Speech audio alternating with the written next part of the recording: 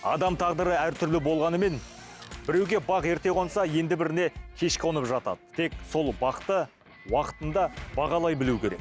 Бүгінгі кейіпкеріміз Рахман Шахарбек те бағы мен бабы қатар шапқан азамат. Бұрынғы спортшы түрлі халықаралық жарыстарда жеңімпаз атанған. Бүгінгі кейіпкеріміздің спорттағы және мемлекеттік қызметтегі өмірі туралы бірге білейік.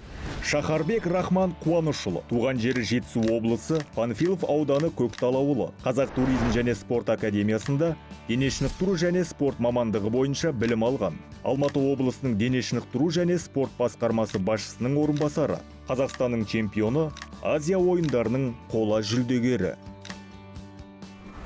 Алматы облысы Қонаев қаласы. Құрылысымен қатар адамдарының да саны қарқынды өсіп келеді. Облыстық маңызы бар қала. Біздің айтпағымыз бұл шаһар туралы емес. Осы шаһарда жұмыс істейтін Шахарбек Рахман туралы. Оның жұмыс орнына арнайы келдік. Негізгі жұмыс міндетіңіз қандай? Енді бірінші міндет мемлекеттік қызмет. Енді осы спорт саласы, спорт дене шынықтыру және спорт басқармасы, осы мекеменің атауы. Біз облыста осы спорт саласын дамытуға байланысты жұмыстармен айналысамыз. Енді басқарманың өзінде бірнеше бағыттарда жұмыс жасалады. Іштегі бөлімдер олимпиадалық спорт бөлімі бар, ұлттық және бұқаралық спорттық инфраструктураны дамыту бөлімі деген сияқты. Осы бірнеше бағытта жұмыс жасаймыз. Құжат айналымы бар. Жалпы басшы болу қалай екен? Қаншалық уақыт болды осы орынбасар қызметінде? Орынбасар қызметінде өткен жылдың қыркүйек айынан бері қызмет жасап келе жатырмын. Көп болған жоқ, бірақ оғанға дейін де осы спорт саласында маман болып істедім, бөлім басшысы болып істедім, әдіскер болып жұмыс жасадым. Енді тіпті спорт инструктор болып та жұмыс жасадық. Қазіргі таңда басқарма басшысының орынбасары болып қызмет етуден. Енді басшы болу өзіндік бір ауыртпашылығы да бар, өзіндік жауапкершілігі бар, өзіндік қызық сәттері бар. Енді жалпы адамдармен жұмыс жасаймыз ғой. Мемлекеттік қызметін ең алғаш спорт мектебінде әдіскер нұсқаушы ретінде бастап, спорт басқармасы басшысының орынбасарына дейін бас аяғы 7 жыл қызмет атқарған. Осы саладағы барлық түйткілді білемін. Сол бойынша жұмыс істеп келемін дейді. Бала күннен осы спорт саласында спортшы болып жүрген күннің өзінде статистикаларды оқимыз ғой түрлі. Олимпиада ойындарын көрсеңіз, сол кездерде мысалға әрбір ойында жарыстарда статистика шығарады. Алпауыт мемлекеттерде мысалға ақш, Қытай сияқты мемлекеттердің мысалы көрсеткішін қарасаңыз, біздің елден 20-30 есе медальдық көрсеткіші жоғары тұрады. Сол кездерде енді ойлайтынмын, осыларға қалай жетсек болады, қалай біз осы спорт саласын дамытсақ болады деген ой арманға айналып, кейін мақсатқа айналып, спорт саласында спорттағы мәнсабымды аяқтағаннан кейін сол ойым мені осы салада қызмет етуге жетелеп алып келді десем болады. Қазіргі таңда спорт басқармасында 15 қызметкер жұмыс істейді. Сонымен қатар облыстағы спорттық нысандарды қоса алғанда Рахманның жұмысының жауапкершілігі күрделі. Дегенмен осы істе шыдамды болуға тал бесіктен берілген әке мен ананың тәрбиесінің септігі тигенін айтады. Темірдей тәртіпке бағынған құл болмай. Оны спортқа баулыған анасы. Әдетте ұлдың шымыр болып өсуін әкелері қалайды. Алайда Рахманда керісінше. Анасы ұлы болашақта чемпион болса деп тілеген. Отбасы және алғашқы жаттығулары туралы өз аузынан естейік. Әкем есімі Қуаныш, анамның есімі Гүлжан.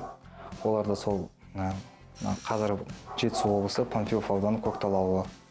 Сол жерде тұрады, қара шаңырағымыз сонда. Отбасыда әпкем бар, Айдана, інім Ернұр. Ол да қазір сол спорт саласында спортшы болып өзінің мәнсабын жалғастырып жатыр. Одан кейін жұбайым, 2 кішкене қызым бар. Сол өзіңіз айтпақшы, нәресте болып жатырмыз. Осы жақында сол барлығын ұл ма, қыз ба? Қыз, 2 қыз болып отыр. Қазір сол кеше алды жақында ғана перзентханадан шығарып алып, барлығын түгендеп ауылға енді салып жүрдік барлығын. 40-ына шыққанша енді сонда ата-анасының қолында сол жақта болады. Енді негізгі бала кездегі арманыңыз қандай болды? Енді бала кезде енді арман тегін болғаннан кейін армандай бересің ғой, неше түрлі нәрсені. Бірақ көп нәрсе армандадым. Енді қазіргі күнге дейін көп нәрсені армандаймын. Жатып аламын да Бала күнде енді әкем бір үй салды. Үй салып бастады осы 2004 жылдары. Сол кезде үй салып жатқан кезде артылып қалған ағаштар болды кішкене.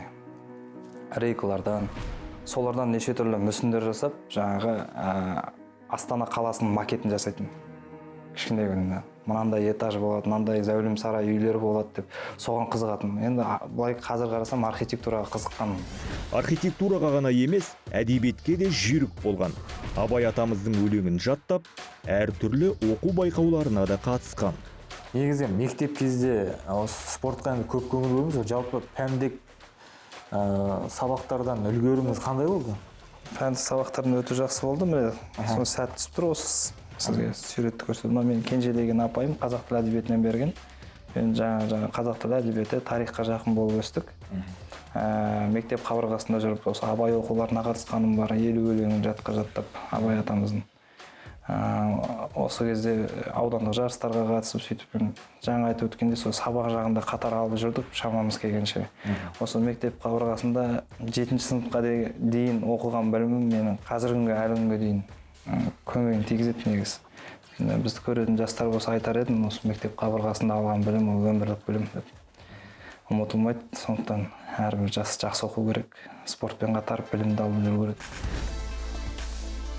Білімнен де кенде емес, спортты қатар алып жүру керектігін сөзбен ғана емес, іспен де көрсетті. Мемлекеттік қызметте жүрсе де спортты жанына серік еткен Рахман күнделікті тәртібі бойынша көлдің жағасында жүгіріп тұруды әдетке айналдырған. Жаттығу барысын көру үшін бірден жағалауға келді. Рахман, енді бірінші жаттығу неден басталады? Енді негізі кез келген күрделі жаттығуды бастамастан бұрын қарапайым жаттығулармен дене қыздырудан басталады. Қазір біз жүгіргелі тұрмыз ғой. Жүгіргенде көбінесе жүктеме бел мен аяққа түседі. Сондықтан осы бел мен аяқты қыздырамыз бірінші. Жақсы, ендеше бастайық, көрейік. Іске сәт. Іске сәт. Кеттік.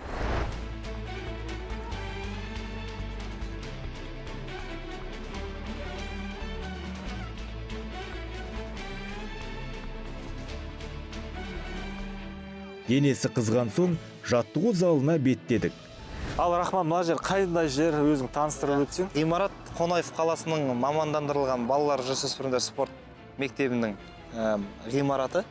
Бұл жерде таеквондо залы бар, күрес залы бар, тренажерный мына шетінде жаттығу залы бар, артында шағын футбол алаңдары бар деген сияқты.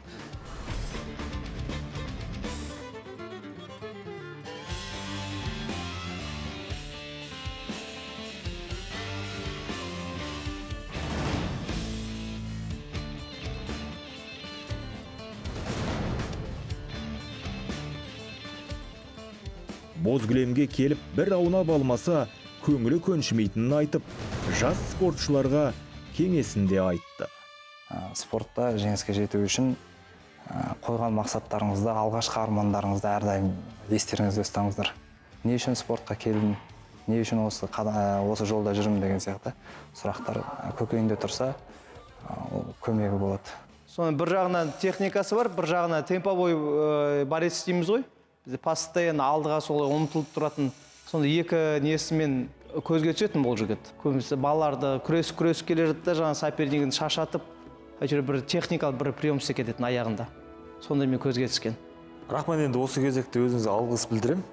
Сұхбатқа арнайы уақыт тауып, көңіл бөлгеніңізге. Алдағы уақытта осы өскелең жастың халықаралық аренада көк туымызды көтеруге сіздердің септіктеріңіз тие берсін деп алғыс білдірем. Сіздерге де үлкен алғыс білдіреміз. Осындай елге, жастарға пайдалы ақпараттық жобалар жасап жатсыздар. Біздің енді өткен тәжірибеміз біреуге болмасын, біреуге пайдасын тигізіп жатса, біз бақыттымыз. Сіздерге творчестволық табыс тілейміз. Жұмыстарыңыз алға баса берсін. Жақсы, көп рахмет. Жетістікке жеткен адамның бір ғана құпиясы бар. Ол күн тәртібін үздіксіз аз-аздан орындау. Олар денсаулықтан маңызды ештеңе жоқ екенін де жақсы біледі. Сондықтан таңғы жаттығу мен кешкі серуенді жібермейді. Жас мемлекеттік қызметші әрі спортшы Рахман Шахарбек сияқты. Спорт денсаулықтың кепілі. Спортпен айналысыңыздар. Бүгінгі хабар осымен тәмам. Келесі кездескенше аман сау болыңыздар.